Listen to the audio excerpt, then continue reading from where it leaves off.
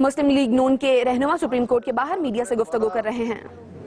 ہفتہ اتوار کے بعد سماعت شروع ہوئی ہے اور جو مخدوم علی خان صاحب ہیں،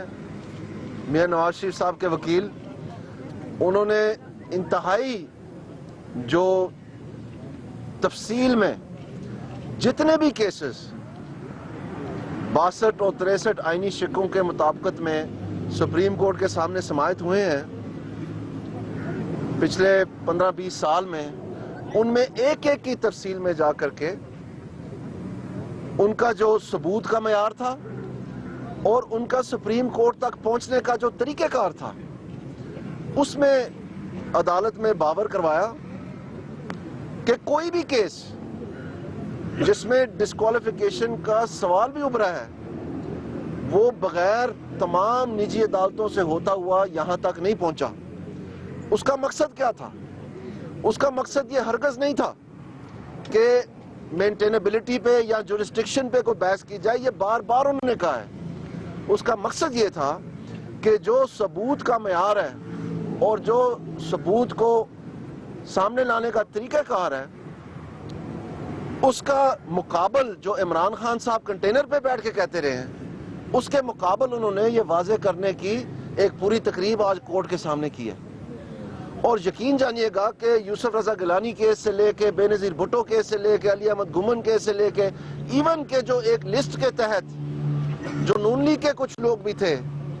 جن کے اوپر ڈول نیشنلٹی کا چارج لگا تھا، جس میں 15-16 ایم این ایز تھے، سینیٹرز تھے، رحمان ملک صاحب کا کیس، مطلب ایک بے پناہ انہوں نے تفصیل میں گئے، اور کوئی بھی ایک بھی سینیٹر یا M N A M P As کی برمار تھی، ان کی ساری لسٹ تھی جو کہ ناروے سے یا ڈنمارک سے یا مختلف ممالک سے یا اور کسی وجہ سے، کوئی ٹیکس کی وجہ سے، جو بھی ڈسکوالیفیکیشن کے حوالے سے کیسز ہوئے ہیں، ان تمام کے تمام میں یہ ثابت کیا کہ جو ثبوت کا معیار ہے اور اس کے ساتھ ساتھ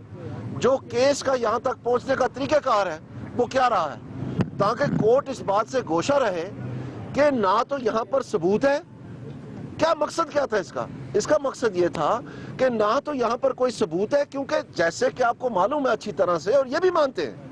اندر نجی محفلوں میں اور اندر عدالت کی، یہ بھی مانتے ہیں کہ کہیں بھی پرائم منسٹر کا نام تک نہیں ہے، کسی ڈاکیومنٹ پہ کوئی شریڈ آف ایویڈنس، کسی آرگیومنٹ کے تحت بھی وہ پرائم منسٹر کا نام ہی نہیں ہے۔ جو واحد ایک طریقہ وہ بنانے کی کوشش کرتے ہیں الٹے سیدھے کلا بازیاں کھا کے، وہ ڈیپینڈنسی کا ہے، اور وہ انہوں نے بتایا کہ آج جو مخدوم علی خان صاحب کے مکمل ہوں گے آرگیومنٹس، تو اس کے بعد جب مریم صاحبہ کا وکیل آئے گا تو وہ اس تمام تفصیل سے ان کو آگاہ کرے گا۔ لیکن میں ایک اور بات بھی ضمنی کرنا چاہتا ہوں اس میں، کہ عجب بات ہے، یہ عجوبہ ہے کہ وہ لوگ جو سینہ تان کے، جس میں عمران خان اور جہانگیر ترین شامل ہیں، جو کہتے تھے کہ ہم آپ کے ساتھ جا کے ہماری بھی تفتیش کریں، ہماری بھی انکوائری کریں، ہم بھی اس قانون کے مطابق برابر میں آپ کے شریک ہوں گے، آپ کیوں گھبراتے ہیں؟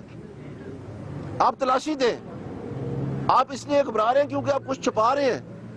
آج ہمارے وکیل نے بار بار کہا کہ ہم کوئی مینٹینیبلٹی جورسڈکشن کے اوپر آرگیومنٹ نہیں کر رہے ہیں، اور آپ کو پتہ ہے کہ عمران خان کا اور جہانگیر ترین کا الیکشن کمیشن میں